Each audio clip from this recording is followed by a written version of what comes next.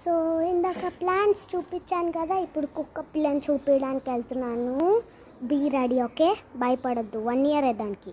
So చూసేసారు కదా, అది తల మీదే పెట్టినా కానీ చెయ్యి ఏమనదు. లేయవే, లేయు లేయు. దాని మొక్కం మీరు చూడలేదు కదా ఫుల్గా. ఇదిగోండి ఎలా పడుకుందో చూడండి. రాళ్ళు పెట్టేసి పడుకుంది బుజ్జి పిల్ల.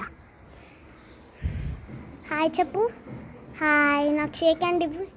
షేక్ హ్యాండ్ ఇవ్వవే.